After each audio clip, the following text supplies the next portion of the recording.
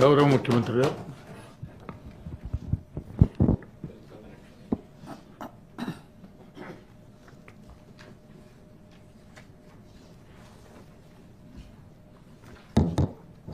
Chairman sir, తెలంగాణలో విద్యాశాఖపై స్వల్పకాలిక చర్చ. మొన్న జరిగిన శాసనమండలి సమావేశాల సందర్భంగా సభ్యులు లేవనెత్తిన అంశాలు ఏవిఎన్ రెడ్డి గారు కొన్ని విద్యా మీద ప్రస్తావించిన అంశాలు సూచనలను దృష్టిలో పెట్టుకొని నాకు ప్రత్యేకమైన ఆసక్తి విద్యాశాఖ మీద ఉన్నది.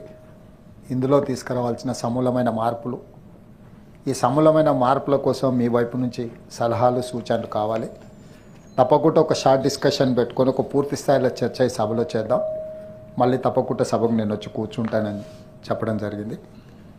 శాసనసభలో జరుగుతున్న చర్చల సందర్భంగా ఈ అంశాన్ని సహచార మంత్రివర్గ సభ్యులు దామోదర్ రాజనరసింహ గారికి సూచన చేసి వారిని పూర్తి స్థాయిలో ఈ అంశాలు సూచనలు నోట్ చేసుకొని ప్రభుత్వం తీసుకోబోయే నిర్ణయాలలో వారికే ఎందుకు ప్రత్యేకంగా ఈ బాధ్యత అప్పచెప్పిన అంటే, by education is an engineer, by nature is an social doctor. సమాజంలో ఉన్న రుగ్మతల పట్ల, సామాజిక సమస్యల పట్ల వారికి ఉన్న నిశ్చితమైన పరిశీలన, ఈరోజు సభ్యులు ఇచ్చే సలహాలు సూచనలు తప్పకుండా భవిష్యత్ మన ప్రణాళికలకు ఉపయోగపడతాయని చెప్పి ఆలోచనతోని వారికి ప్రత్యేకంగా ఈ బాధ్యతను అప్పచెప్పడం జరిగింది. ఈ షార్ట్ డిస్కషన్లో శ్రీమతి వాణీదేవి గారు, బల్మూర్ వెంకట నరసింహరావు గారు, ఏవిఎన్ రెడ్డి గారు, ఎగ్గే మల్లేశం గారు, అలుగుబెల్లి నర్సిరెడ్డి గారు, కూర రఘోత్తమ్ రెడ్డి గారు, తక్కలపల్లి రవీంద్రరావు గారు, ప్రొఫెసర్ కోదండరామ్ గారు, తీన్మార్ మల్లన్న గారు, మీర్జా రియాజుల్ హుసేన్ ఎఫ్ఎండి గారు, కల్వకుంట్ల కవిత గారు, జీవన్ రెడ్డి గారు, బాన్ ప్రసాదరావు గారు, కౌన్సిల్ వైస్ చైర్మన్ పెద్దలు బండా ప్రకాష్ గారు, వీరందరూ చాలా సుదీర్ఘంగా చాలా కీలకమైన అంశాల మీద వారి సలహాలు సూచనలు ఇవ్వడం, వాటన్నిటిని కూడా మా మంత్రి గారు నోట్ చేసుకొని దానికి సంబంధించిన వివరాలను అన్నిటిని కూడా ప్రభుత్వం దృష్టికి తీసుకురా ప్రయత్నం చేస్తారు. అదేవిధంగా ఈరోజు మా అధికారులకు నేను ఆదేశాలు ఇస్తున్నా, ఈ సభలో సభ్యులు ప్రస్తావించిన అంశాలను పూర్తిగా నోట్ చేసుకొని మనం ప్రత్యేకంగా అపాయింట్ చేసుకున్న విద్యా కమిషన్కి వివరాలన్నిటిని అందించడం ద్వారా, విద్యా కమిషన్ ద్వారా మనం ఆల్రెడీ రాష్ట్రంలో నలుమూలల వాళ్ళు పర్యటన చేసి వారు కొన్ని సూచనలు సలహాలు ఇచ్చిండ్రు. నేను ముఖ్యమంత్రిగా బాధ్యత చేపట్టి ప్రభుత్వం ఏర్పాటు చేసిన తర్వాత విద్య పట్ల ప్రత్యేకమైన విధానాన్ని తీసుకురావాలి. నిరంతరం ప్రాథమిక విద్యను, ప్రాథమిక ఉన్నత విద్యను, అదేవిధంగా కళాశాల విద్యను, వీటన్నిటిని కూడా ప్రత్యేకంగా పర్యవేక్షించాలని ఒక ఎడ్యుకేషన్ కమిషన్ అపాయింట్ చేసి, కమిషన్ ఉంటే ఏమైందంటే పీరియాడికల్గా సూచనలు ఇవ్వడానికి, రికమెండేషన్స్ ఇవ్వడానికి, యాక్షన్ టేకన్ ప్లాన్ని కూడా వాళ్ళు పర్యవేక్షించడానికి అవకాశం ఉంటుంది. కాబట్టి మొట్టమొదటిసారి తెలంగాణ రాష్ట్రంలో ఒక విద్యా కమిషన్ ఏర్పాటు చేసి విద్య పట్ల కమిట్మెంట్ ఉన్న ఒక సీనియర్ ఐఏఎస్ ఆఫీసర్ని ఆ విద్యా కమిషన్ చైర్మన్గా, అదేవిధంగా సభ్యులను కూడా ఉస్మానియా యూనివర్సిటీలో పీజీలు పిహెచ్డీలు చదువుకున్న కొత్త తరానికి సంబంధించిన వాళ్ళకి అవకాశం ఇచ్చి విద్యా కమిషన్ ఏర్పాటు చేసుకోవడం జరిగింది అధ్యక్ష. ఇవన్నీ కూడా మా ప్రభుత్వానికి ఈ విద్య పట్ల ప్రత్యేకమైన శ్రద్ధ ఉంది. దీన్ని తూచా తప్పకుండా అమలు చేయాలి. నాణ్యమైన విద్యను పేదవాళ్ళకు అందించాలనే ఒక ఆలోచనతోని ఈ కార్యక్రమాలన్నీ చేపడుతున్నాం అధ్యక్ష. కొన్ని అంశాలు నా దృష్టికి వచ్చినాయి, నా పరిశీలనలో ఉన్నాయి కూడా సభ దృష్టికి తీసుకురావడం. ప్రభుత్వం పెద్దగా నిర్ణయాలు చేయవచ్చు, కానీ నిర్ణయాలు చేసే ముందు పూర్తి స్థాయిలో చర్చ జరగాలనే దాన్ని, చర్చల సారాంశం ద్వారా నిర్ణయాలు తీసుకుంటే ఇంకా పకడ్బందీగా మనం వీటిని అమలు చేయగలుగుతాము అని చెప్పి నేను సంపూర్ణంగా విశ్వసిస్తున్నా. అందుకే ఈ చర్చను పూర్తి స్థాయిలో సభలో తీసుకురావడం జరిగింది. ఈ చర్చల సందర్భంగా మీరిచ్చిన సలహాలు సూచనలు, తమరు కూడా తమరి అనుభవాలను సభ ద్వారా ప్రభుత్వానికి ఇచ్చిన సూచనలు పరిగణలోకి తీసుకుంటూనే నా పరిగణలోకి వచ్చిన కొన్ని అంశాలను కూడా ఈ సభ దృష్టిలో పెట్టదలుచుకున్న అధ్యక్ష. 2021 సంవత్సరంలో నేషనల్ అచీవ్మెంట్ సర్వే, ఈ సర్వే మన దగ్గర 3వ తరగతి మరియు 5వ తరగతి విద్యార్థుల్లో కొంత సర్వే చేయడం జరిగింది అధ్యక్ష. ఈ సర్వేలో 75% మంది ఏ ఒక్క సబ్జెక్టులోనూ కనీస ప్రాథమిక సామర్థ్యాలు చూపడం లేదు. ఈ తెలంగాణ ఎడ్యుకేషన్ మీద 2021లో నేషనల్ అచీవ్మెంట్ సర్వే చేస్తే 3వ తరగతి మరియు 5వ తరగతిలో చదువుకుంటున్న 75% మంది విద్యార్థులు ఏ సబ్జెక్టులో, ఎనీ సబ్జెక్ట్ వాళ్ళు చదువుకున్న దీంట్లలో ప్రాథమిక సామర్థ్యాలు కూడా చూపడం లేదు అధ్యక్ష. అదేవిధంగా రాష్ట్రాలు, కేంద్ర ప్రాంత పాలితాలు కలిపి 37 ఉంటే వాటిలో తెలంగాణ ర్యాంకు చిట్ట చివరి 5 రాష్ట్రాల్లో ఉంది అధ్యక్ష. అదేవిధంగా అధ్యక్ష సబ్జెక్టుల వారీగా 37 ర్యాంకుల్లో తెలంగాణ ర్యాంకు 3వ తరగతికి సంబంధించి అధ్యక్ష. భాషలు అంటే తెలుగు కావచ్చు, ఇంగ్లీష్ కావచ్చు, హిందీలో కావచ్చు. తెలంగాణ ర్యాంక్ వచ్చేసి 36 అధ్యక్ష. 37 రాష్ట్రాలు, యూనియన్ టెరిటరీస్ రాష్ట్రాలు కలిపి 37 ఉంటే 37లో మన దగ్గర చదువుకుంటున్న విద్యార్థుల యొక్క పరిజ్ఞానము తెలుగు, ఇంగ్లీష్, హిందీలో 36వ ర్యాంక్ అధ్యక్ష మంది.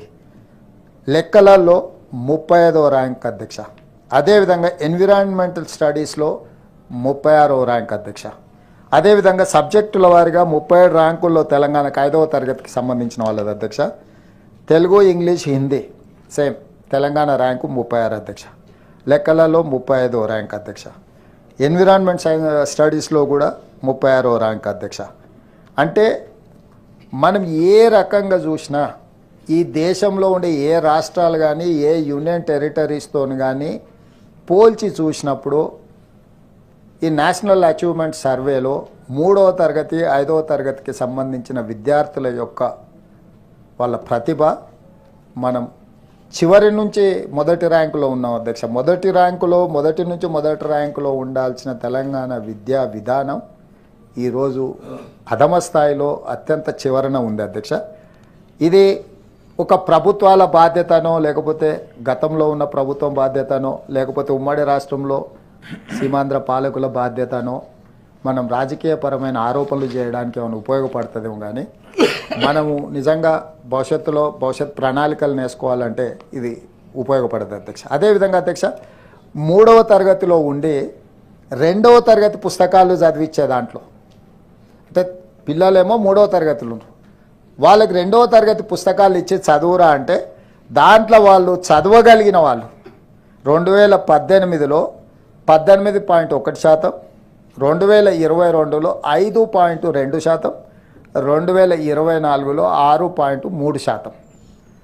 పిల్లలు చదువుకుంటున్నదేమో 3వ తరగతిలో, వాటికి 2వ తరగతి పుస్తకం ఇచ్చి చదవరా అంటే 18లో 18.1% ఉంటే 22కి వచ్చేవరకల్లా 5.2%కి పడిపోయింది, 24కి వచ్చేవరకల్లా 6.3% ఉండిపోయింది అధ్యక్ష. అదేవిధంగా 5వ తరగతిలో ఉండి కనీసం 2వ తరగతి పుస్తకాలను 3లో 2ది సమస్య ఉండొచ్చు, కానీ 5వ తరగతిలో ఉన్నోడికి 2వ తరగతి పుస్తకాలు ఇచ్చే చదువురా అంటే 2018లో 43.6%, 2022లో 31.7%, 2024కి వచ్చేవరకల్లా 31.5% అధ్యక్ష. అదేవిధంగా లెక్కలకు వద్దాం అధ్యక్ష. చదువు ఇది పక్కన పెడితే లెక్కల విషయానికి వస్తే 3వ తరగతిలో ఉండే కనీసం 2వ తరగతి లెక్కలైనా చేయరా అని చెప్తే 2018లో వాళ్లకు 34.5%, 2022లో 28.7%, 2024కి వచ్చేవరకల్లా 31% అధ్యక్ష. అంటే 3వ తరగతిలో ఉండి 2వ తరగతి లెక్కల విషయం. అదేవిధంగా 5వ తరగతిలో ఉండి 2వ తరగతి లెక్కలనే చేయగలుగుతారేమో అని చూస్తే దాంట్లో శాతం అధ్యక్ష 2018లో 48.7%, 2022కి వచ్చేవరకల్లా 44.6%, 2024కి వచ్చేవరకల్లా 41.1% అధ్యక్ష. అంటే రోజుకి మన యొక్క విద్యార్థుల యొక్క ప్రతిభ, ఉన్న తరగతిలో ప్రతిభ గురించి పక్కన పెట్టండి అధ్యక్ష. 5వ తరగతిలో ఉన్నోని 2వ తరగతి పుస్తకాలు ఇస్తే కూడా మన ప్రభుత్వ పాఠశాలల్లో ప్రధానంగా ఈ పరిస్థితి ఉన్నది అధ్యక్ష. అదేవిధంగా 3వ తరగతిలో ఉన్న వారిలో 16% మంది పిల్లలు మాత్రమే సక్రమంగా పాఠ్య పుస్తకాలను చదవగలిగారు. 3వ తరగతిలో విద్యార్థుల్లో కేవలం 10% మాత్రమే కనీసం తీసివేతలు అంటే మ్యాథమెటిక్స్ చేయగలిగినారు అధ్యక్ష. ఉన్న క్లాస్లో ఉన్న వాళ్ళ యొక్క ప్రతిభను వాళ్ళు అంచనా వేసి చదవమంటే 16% చదువులో 10% లెక్కలలో ఉన్నారు అధ్యక్ష. అదేవిధంగా అధ్యక్ష 2014 నుంచి 2024 వరకు గవర్నమెంట్ స్కూల్స్లలో 6,50,000 మంది తగ్గిపోయినారు అధ్యక్ష. అంటే మొత్తం పడిపోవడం జరిగింది అధ్యక్ష, డ్రాప్అవుట్స్. సో ఇట్లా ప్రతి స్థాయిలో ఈరోజు మన విద్య అనేది పూర్తిగా రోజు రోజుకు క్షీణించిపోవడం, నిర్లక్ష్యానికి లోను కావడం, లేకపోతే దాన్ని ఆధునీకరించడానికో లేకపోతే దాన్ని మనం బాగు చేయడానికో చేస్తున్న ప్రయత్నాలు ఏం పెద్దగా ఆశాజనకంగా కనిపించడం లేదు అధ్యక్ష. ప్రయత్నాలు చేసిండ్రా చేయలేదా అనే విశ్లేషణ కంటే వాటి వల్ల వచ్చిన ఫలితాలు మాత్రం ఆశాజనకంగా లేవు అధ్యక్ష. నేను ఏ ఒక్కరి మీదనో ఆరోపణలు చేసి గత ప్రభుత్వాల మీద నెట్టేసి మా ప్రభుత్వం బాధ్యత నుంచి మేము తప్పించుకోవాలని మేము అనుకోవడం లేదు అధ్యక్ష. అదేవిధంగా రిక్రూట్మెంట్కి వస్తే 2017లో ఒక రిక్రూట్మెంట్ చేసి 8,792 మంది టీచర్లను రిక్రూట్ చేస్తే నేను రాగానే ఈ రిక్రూట్మెంట్స్ ఇమ్మీడియట్గా చేయాలా అని చెప్పి డిఎస్సి నోటిఫికేషన్ ఇచ్చి 55 రోజుల్లోనే పరీక్షలు నిర్వహించి దాదాపుగా 11,063 మంది టీచర్ రిక్రూట్మెంట్ చేసినాం. అందులో కొద్దిమంది జాయిన్ కానట్టున్నారు. 10,000+ టీచర్స్ మేము రిక్రూట్ చేసినాం అధ్యక్ష. అట్లనే 20 సంవత్సరాల నుంచి ప్రమోషన్స్ లేక దాంట్లో భాషా పండితులు కావచ్చు, స్పోర్ట్స్ కావచ్చు, రిలేటెడ్ వాళ్ళందరూ కూడా ప్రమోషన్లు లేకుంటే 20 సంవత్సరాల నుంచి అంటే వాళ్ళు రిటైర్ అయినా కూడా ప్రమోషన్ రాదేమనుకునే పరిస్థితి నుంచి దాదాపుగా 21,000 పైచిలకు టీచర్లకు ప్రమోషన్లు ఇవ్వడం జరిగింది అధ్యక్ష. అదేవిధంగా 7-8 సంవత్సరాల నుంచి బదిలీలు జరగక చాలామంది బాధపడుతుండే 36,000 మంది టీచర్లను చిన్న ఆరోపణ లేకుండా బదిలీలు చేసినాం అధ్యక్ష. మీకు గ్రామీణ ప్రాంతాల పరిస్థితులు తెచ్చు టీచర్ల యొక్క రాజకీయ చతురత మీకు తెలుసు. కలెక్టర్లనైనా మనం బదిలీలు చేయొచ్చు, కానీ టీచర్లను బదిలీ చేయడం అంత ఆశామాసిగా జరిగేది కాదు. ఒక కలెక్టర్ని కావాలంటే మనం ఎక్కడైనా ట్రాన్స్ఫర్ చేస్తే మనం అవలీలగా ట్రాన్స్ఫర్ చేయొచ్చు, కానీ ఒక టీచర్ని ఎక్కడైనా బదిలీ చేయాలన్నా మనం వాళ్ళని అంత ఆశామాసిగా ఉండదు. అట్లాంటిది 36,000 మంది టీచర్లను చిన్న ఆరోపణ కూడా ఎదుర్కోకుండా మా ప్రభుత్వం బదిలీలు చేయగలిగింది అధ్యక్ష. అదేవిధంగా అధ్యక్ష ఈరోజు కొన్ని విషయాలను నేను ఈ సభ ద్వారా మన తెలంగాణ సమాజానికి నేను చెప్పదలుచుకున్నాను అధ్యక్ష.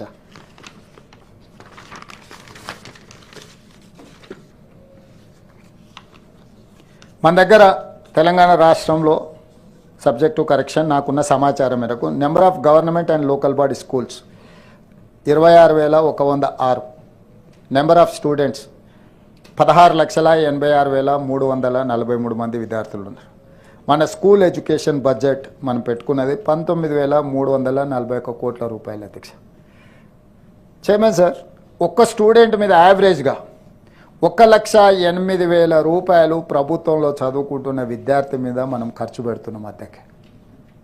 నేను మళ్ళీ ఒకసారి చెప్పదలుచుకున్నాను. గవర్నమెంట్లో లోకల్ బాడీ స్కూల్స్ 26,106 పాఠశాలలు ఉంటే అందులో చదువుకుంటున్న విద్యార్థులు 16,86,343 మంది ఉంటే ఆ స్కూల్ ఎడ్యుకేషన్ బడ్జెట్ 19,341 రూపాయలు మనం ఖర్చు పెడితే ఒక్క స్టూడెంట్ మీద 1,08,000 రూపాయలు మనం ఖర్చు పెడుతున్నాం అధ్యక్ష. అదేవిధంగా రెసిడెన్షియల్ స్కూల్స్లో 1,023 స్కూల్స్ ఉంటే 6 లక్షల మంది అప్రాక్సిమేట్గా 6 లక్షల మంది విద్యార్థులు ఉంటే ఒక్క స్టూడెంట్ మీద 96,000 రూపాయలు ఖర్చు పెడుతున్నాం అధ్యక్ష. ఈరోజు నేను తమరి ద్వారా సహచర సభ్యుల్ని తెలంగాణ సమాజంలో పౌర సమాజంలో పౌర హక్కుల నుంచి సివిల్ సొసైటీస్లో పనిచేసే వాళ్ళని నేను అడుగుతున్నా, ప్రభుత్వం ఎక్కడ విఫలమైంది అధ్యక్ష? ఈరోజు ఒక్క స్టూడెంట్ మీద తెలంగాణ రాష్ట్ర ప్రభుత్వం 1,08,000 రూపాయలు సంవత్సరానికి ఖర్చు పెడుతుంది అని అంటే ఒక ప్రైవేట్ స్కూల్లో చదువుకునే ప్రైవేటు స్కూల్లో తల్లిదండ్రులు పే చేసే ఫీజు పర్ మంత్ 2,000, 3,000, 4,000 వేసుకున్నా కూడా సంవత్సరం మొత్తం కలిపితే కూడా 50,000 రూపాయలు తల్లిదండ్రులు ఆ విద్యార్థుల మీద ఖర్చు పెట్టడం లేదు. కానీ అదే రాష్ట్ర ప్రభుత్వము ఒక విద్యార్థి మీద 1,08,000 రూపాయలు డే స్కూల్ పిల్లల మీద పెడితే 96,000 రూపాయలు రెసిడెన్షియల్ స్కూల్స్లో చదువుకునే పిల్లల మీద మనం ఖర్చు పెడుతున్నాం అధ్యక్ష. అంటే ప్రభుత్వ పరంగా ఈరోజు ఈ సంవత్సరం మనం కేటాయించిన బడ్జెట్ దాదాపుగా 23,108 కోట్ల అధ్యక్ష. బడ్జెట్లో 8% ఈసారి కేటాయించిన అధ్యక్ష విద్యకు అత్యధిక ప్రాధాన్యత ఇవ్వాలని. బడ్జెట్లో 8% కేటాయించి యావరేజ్ ఒక స్టూడెంట్కు ₹1,00,000 సంవత్సరానికి ఈరోజు మనం ఖర్చు పెట్టినా మన విద్యార్థుల యొక్క విద్యా ప్రమాణాలు ఇంతగా పడిపోవడానికి కారణం ప్రభుత్వాలే కాదు, తెలంగాణ సమాజం కూడా బాధ్యత తీసుకోవాల్సిన అవసరం ఉన్నది. దీన్ని లోతుగా విశ్లేషించి దీని మీద సమూలమైన మార్పులు తీసుకురావడానికి అవసరమైన ప్రక్షాళన చేయాల్సిన బాధ్యత మన అందరి మీద ఉన్నది. ప్రక్షాళన మొదలు పెట్టంగానే రాజకీయ పార్టీలు ఎవరికి వాళ్ళు మాకు రాజకీయంగా ఈ ప్రక్షాళనతో ప్రయోజనమా నష్టమా, ప్రభుత్వం ప్రక్షాళన చేసి ప్రభుత్వం ఏదైనా సాధిస్తే దానివల్ల మాకు రాజకీయంగా నష్టం అనుకొని మనం రాజకీయ నేపథ్యంలో రాజకీయ కోణంలో ఈ ఆలోచనలు చేసినంత కాలం మనం విద్యను ప్రక్షాళన చేసే పరిస్థితులు ఈరోజు తక్కువగా కనిపిస్తున్నాయి. అదే చైర్మన్ సార్. అదేవిధంగా సార్ నేను వచ్చిన తర్వాత స్కిల్ ప్రతి సంవత్సరం కారణం ఏదైనా ఉండొచ్చు, ఇంజనీరింగ్ గ్రాడ్యుయేట్స్ ఆల్మోస్ట్ 1,10,000 మంది, 1,09,000, 1,10,000 మంది ప్రతి సంవత్సరం ఇంజనీరింగ్ గ్రాడ్యుయేట్స్ బయటకు వస్తున్నారు. ఆ ఇంజనీరింగ్ గ్రాడ్యుయేట్స్ తల్లిదండ్రులు తమరు కానీ ఇక్కడ సభలో ఉండే చాలామంది సభ్యులు కానీ ఇంతకుముందు మిత్రుడు భానుప్రకాష్ రావు గారు చెప్పారు మా దగ్గరకు వచ్చిన వాళ్ళని ఇంటర్వ్యూలు చేస్తే పరిస్థితి ఎట్లుంది అనే దాంట్లో నేను కూడా నా దగ్గరికి వాళ్ళ తల్లిదండ్రులు వచ్చాయా మా పిల్లగాడు ఇంజనీరింగ్ చదువుకున్నాడు ఉద్యోగం ఇప్పించు అని. ఐటీ కంపెనీలు ఇప్పుడు నువ్వు చెప్తే వింటారని వాళ్ళు ఐటీ కంపెనీల సంగతి దేవుడు ఎరుగు. సివిల్ ఇంజనీరింగ్ ఇతరు చేసిన వాళ్ళని చూస్తే 15,000 ఇచ్చినా పని చేస్తామంటారు. అరే ఇంజనీరింగ్ గ్రాడ్యుయేట్ 10-15,000కి ఎట్లా పని చేస్తాడని మేస్త్రిని పిలిచి నేను ఇల్లు కట్టుకునేటప్పుడు సూపర్వైజ్ చేయడానికి అడిగితే 60,000 అడిగాడు. మేస్త్రి 60,000కి దొరకడం లేదు, ఇంజనీరింగ్ గ్రాడ్యుయేట్ మాత్రం 15,000కే దొరుకుతున్నాయి అధ్యక్ష. వీటన్నిటిని కూడా నేను పరిగణలోకి తీసుకున్న తర్వాత డిమాండ్ అండ్ సప్లైలో దెర్ ఇస్ అన్ గ్యాప్. ఈ గ్యాప్ ఏంది అని విశ్లేషిస్తే స్కిల్ గ్యాప్, బేసిక్ స్కిల్ లేకపోవడం, స్కిల్ అప్గ్రేడేషన్ లేకపోవడం, డిమాండ్ సప్లైలో చాలా వ్యత్యాసం ఉండడం. విద్యార్థులు ఉన్నారు కానీ అవసరమైన మేరకు ఆ ఇన్స్టిట్యూషన్స్లో వాళ్ళు మాకు ఎవరు దొరకడం లేదని వాళ్ళు చెప్తా ఉన్నారు అధ్యక్ష. ఇవాళ చాలాసార్లు మనోళ్ళు అంటున్నారు మా దగ్గర ఒడిశా నుంచి వచ్చిండ్రు, లేకపోతే మా దగ్గర బీహార్ నుంచి వచ్చిర్రు, తెలంగాణ ఎంతో అభివృద్ధి సాధించింది. అధ్యక్ష తెలంగాణ అభివృద్ధి సాధించడంతో ఒరిస్సా, బీహార్, రాజస్థాన్ వాళ్ళందరూ మన దగ్గరికి రావడం లేదు. మన దగ్గర ఉన్న పిల్లలకు నైపుణ్యం లేక రోడ్ల మీద తిరుగుతున్నారు. నైపుణ్యం ఉన్నోడు ఇతర రాష్ట్రాల నుంచి తెలంగాణకు వచ్చి పనిచేసుకుంటున్నాడు అధ్యక్ష. దీనికి తెలంగాణ సాధించిన అభివృద్ధి కాదు అధ్యక్ష. ఐఎమ్ సారీ టు సే మనం నిర్లక్ష్యం వహించడం వల్ల మన పిల్లలకు నేర్పించాల్సిన సాంకేతిక నైపుణ్యాన్ని నేర్పించకపోవడం వల్ల ఈరోజు సమాజం అవసరాలకు తగ్గట్టుగా మన విద్యార్థులు అప్గ్రేడ్ చేసుకోకపోవడం వల్ల ఈరోజు మనమేం నిరుద్యోగులుగా మనమున్నాము. ఇతర రాష్ట్రాల నుంచి మన దగ్గరకు వచ్చి దీనికి సింపుల్ ఉదాహరణ అధ్యక్ష, అమెరికాలో అన్నిట్లలో సిలికాన్ వ్యాలీ నుంచి అన్ని దగ్గరలో మనమే ఉన్నామంట. అమెరికాలో పాపులేషన్ లేక కాదు అధ్యక్ష, అమెరికాలో 35 కోట్ల పైన జనాభా ఉన్నారు. అమెరికన్స్ చదువుకోవాల్సిన చదువు సరిగ్గా చదువుకోకపోవడం వల్ల మన దగ్గర చదువుకున్న వాళ్ళు అమెరికాకి వెళ్ళి వివిధ సంస్థలకు సీఈఓలు అవుతున్నారు. సో అట్లనే తెలంగాణ సమాజంలో ఉన్న వాళ్ళు నేర్చుకోవాల్సిన సాంకేతిక నైపుణ్యం నేర్చుకోకపోవడం వల్ల, సారించాల్సిన దృష్టి సారించకపోవడం వల్ల ఈరోజు క్రమంగా మనం అవకాశాలను కోల్పోయి ఇతర రాష్ట్రాల నుంచి మన అవకాశాలను అందిపుచ్చుకునే పరిస్థితి ఈరోజు తెలంగాణ రాష్ట్రంలో ఉత్పన్నమైంది. దీన్ని సీరియస్ కన్సర్న్ కింద మనం చూడాల్సిన అవసరం ఉంది. అంటే ఇది వస్తున్న ఒక సీరియస్ చేంజ్. ఈ సీరియస్ చేంజ్ అనేది ఎక్కడికి దారితీస్తుందో నాకు తెలియడం లేదు. ఇది అలార్మింగ్ స్టేజ్ అదే స్పీకర్ సార్.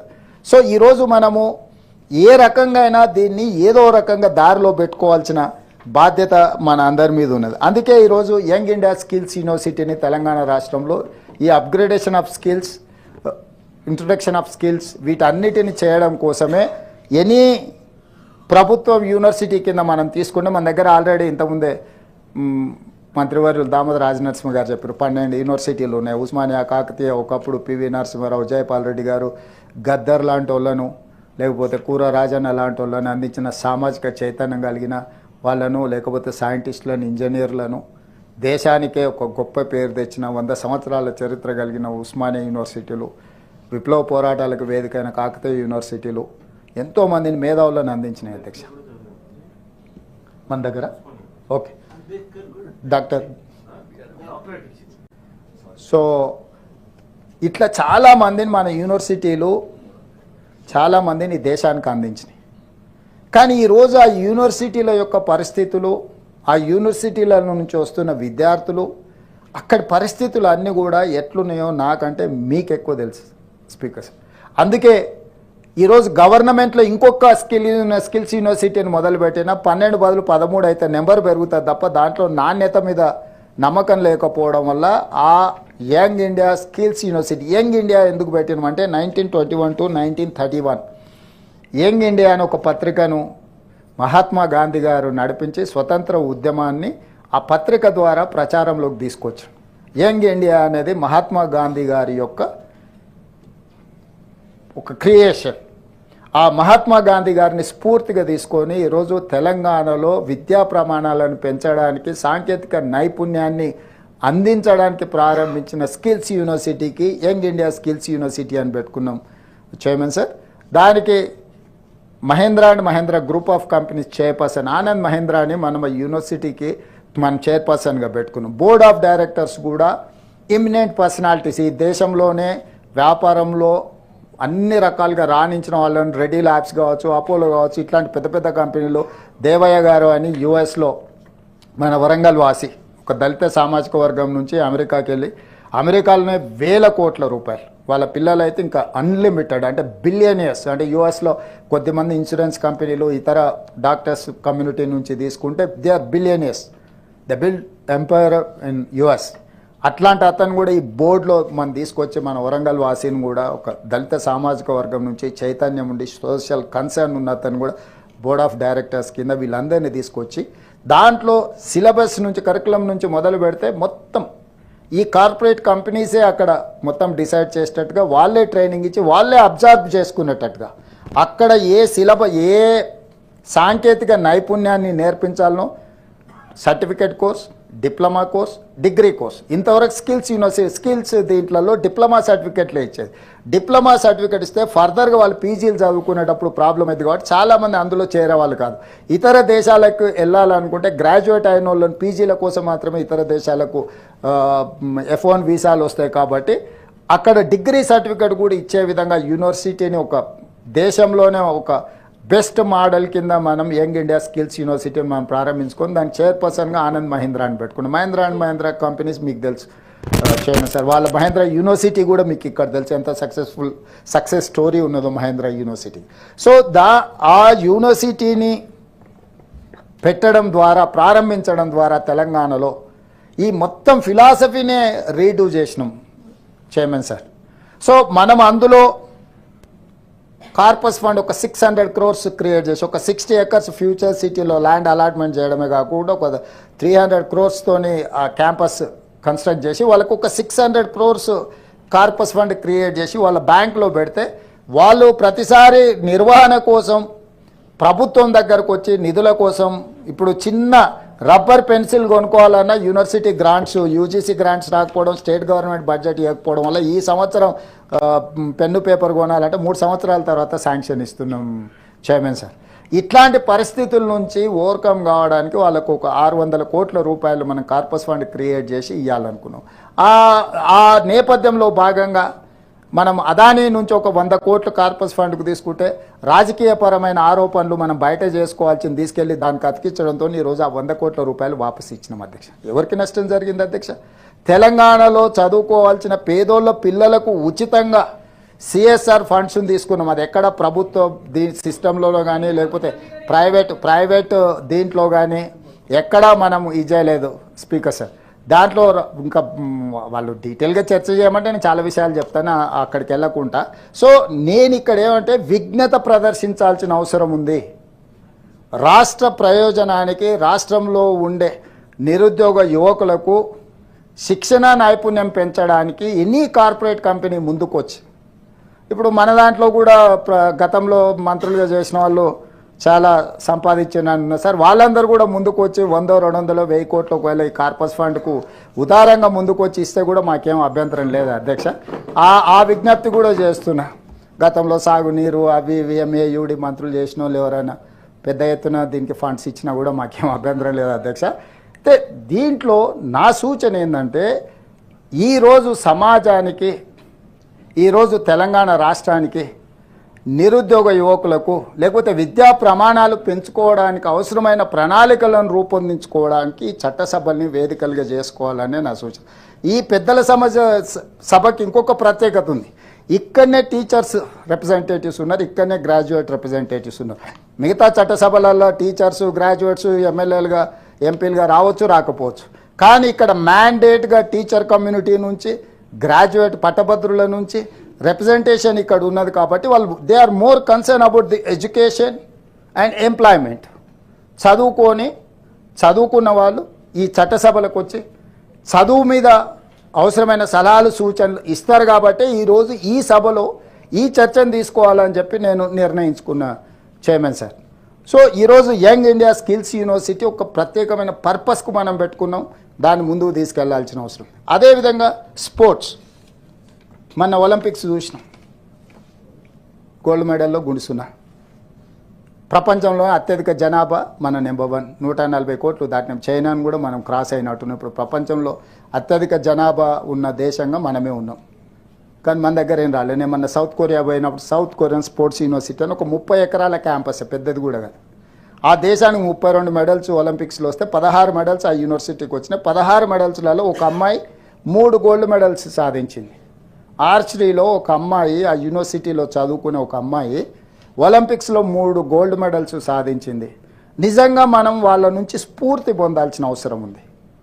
మనం 140 కోట్ల జనాభా ఉండి ఒక్క గోల్డ్ మెడల్ సాధించలేని భారతదేశం సౌత్ కొరియాలో ఒక అమ్మాయి సాధించిన 3 గోల్డ్ మెడల్స్ని చూసిన తర్వాత ఎక్కడో ఒక దగ్గర స్ఫూర్తి పొందాలి. ఆ స్ఫూర్తి నుంచి మన నిర్ణయాలలో మార్పు రావాలి.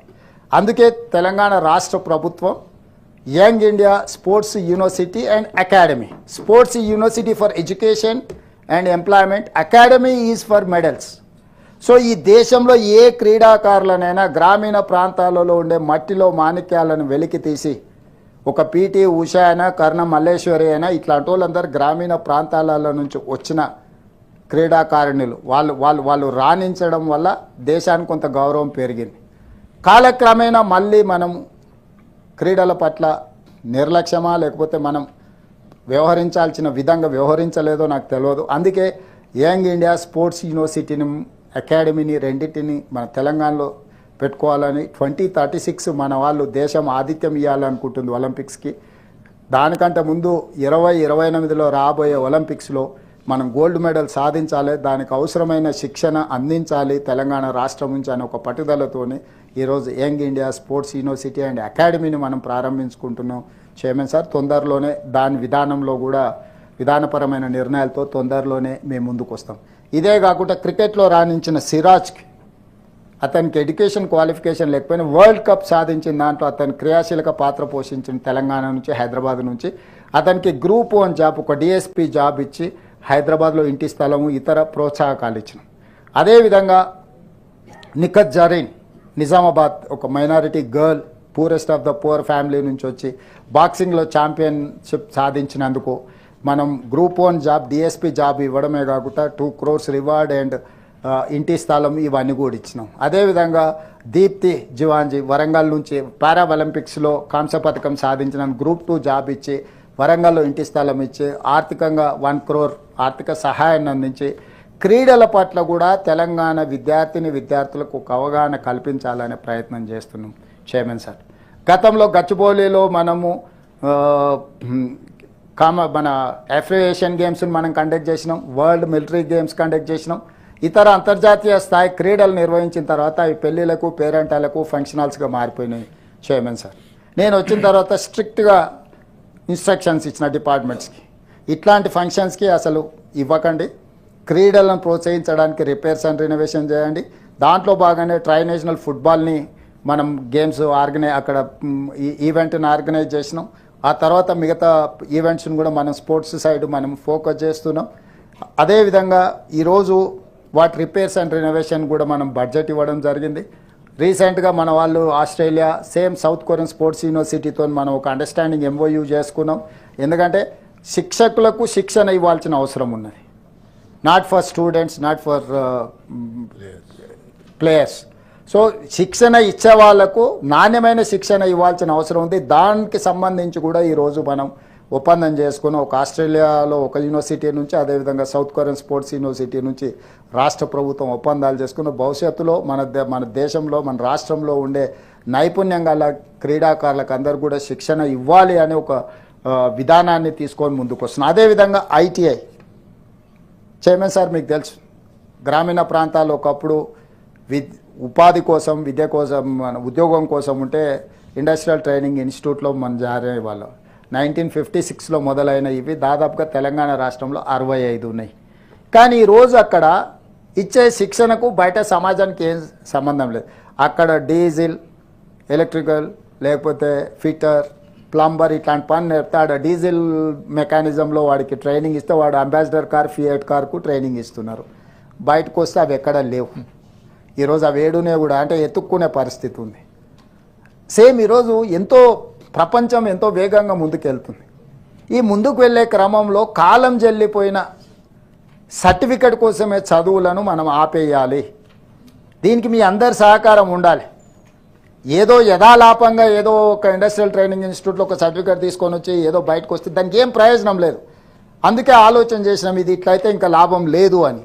టాటా సంస్థతో మాట్లాడినా, టాటా సంస్థ ముందుకు వచ్చింది. ఈరోజు టాటా సంస్థకు తెలంగాణ రాష్ట్ర ప్రభుత్వానికి ఒప్పందం చేసుకుంటే దాదాపుగా ఈ 65తో పాటు ఇంకొక 35 100 నియోజకవర్గాల 100 ఐటీఐలను ఈరోజు మనము అడ్వాన్స్డ్ టెక్నాలజీ సెంటర్స్గా ఏటీసీగా మార్చుకున్నాం. సో ఒక్కొక్క ఇన్స్టిట్యూట్ మీద వాళ్ళు దాదాపుగా 10 కోట్లు, 20 కోట్లు, 30 కోట్లు ఖర్చు పెట్టి ఇప్పటికి ఒక 3,000 కోట్లు, అందులో 86% టాటా సంస్థ పెట్టుబడి పెట్టే విధంగా ఓన్లీ 14% తెలంగాణ రాష్ట్ర ప్రభుత్వం మ్యాచింగ్ గ్రాంట్ కింద పెట్టి వీటిని అప్గ్రేడ్ చేసి ఈరోజు ప్రపంచంతో పోటీ పడే విధంగా శిక్షణ ఇవ్వాలి అని ఒక ఒప్పందం చేసుకొని ఈరోజు మనం ఇనిషియేట్ చేసినాం. మల్లెపల్లిలో తొందరలోనే ఒక 4 ఐటీఐలను మనం ప్రారంభించుకోబోతున్నాం. ఇట్లా రాష్ట్రం అన్ని దగ్గరలో 100 నియోజకవర్గాలలో ఈరోజు 100 ఏటీసీలను మనం ప్రారంభించుకుంటున్నాం. ఎందుకు అంటే ఈరోజు మిడిల్ ఈస్ట్ కంట్రీస్లలో ఉన్నంత డిమాండ్ ఈరోజు మన రాష్ట్రం, పక్క రాష్ట్రాలే కాదు పక్క దేశాలలో కూడా మన యొక్క యువత సాంకేతిక నైపుణ్యం యువత యొక్క అవసరాలు ఉన్నాయి. ఆ దేశాల్లో డిమాండ్ సప్లైలో చాలా వ్యత్యాసం ఉంది. అందుకోసమే తెలంగాణ రాష్ట్రం నుంచి లక్షలాది మంది యువకులకు ఇందులో నైపుణ్యపరమైన శిక్షణను అందించి ఇతర దేశాలకు వాళ్ళను పంపించి ఇతర దేశాలలో స్థిరపడమే కాకుండా ఈ దేశంలో, ఈ రాష్ట్రంలో, ఈ సొంత గ్రామాలలో ఆర్థిక ఇబ్బందులు ఎదుర్కొంటున్న తల్లిదండ్రులను, కుటుంబ సభ్యులను ఆదుకోవడం కోసం వాళ్ళకి శిక్షణ ఇవ్వాలని ఈరోజు నిర్ణయం తీసుకున్నాం. ఈ మధ్యకాలంలో సింగపూర్లో కూడా ఇండస్ట్రియల్ ట్రైనింగ్ ఎడ్యుకేషన్ సిస్టమ్ అక్కడ ఉన్న సేమ్ మోరార్లెస్ మన ఐటీఐ లాంటివి. ఈరోజు సింగపూర్ ప్రభుత్వంతో కూడా మనం ఒప్పందం చేసుకున్నాం. వాళ్ళు కూడా మన ఇన్స్ట్రక్టర్స్కి ట్రైనింగ్ ఇచ్చే విధంగా. సో ఎక్కడైనా మేము చేసుకుంటున్న ఒప్పందంలో ప్రధానంగా విద్యార్థులకు శిక్షణ ఇవ్వడానికంటే విద్యార్థులకు శిక్షణ ఇచ్చే వాళ్ళు కూడా అవుట్డేటెడ్ అయిపోయారు. వాళ్ళు ఉద్యోగం కోసం పరీక్షలు రాసి పాస్ అయినారు, ఉద్యోగం వచ్చిన తర్వాత ఆటో మోడ్లోకి వెళ్ళిపోయారు. వాళ్ళకి ఏమాత్రం కూడా 35 సంవత్సరాలు ఉద్యోగ భద్రత ఉందన్న తర్వాత వాళ్ళు నేర్చుకోవడమే మానేసారు. నేర్చుకోవాల్సిన అవసరం లేకుండా పోయింది.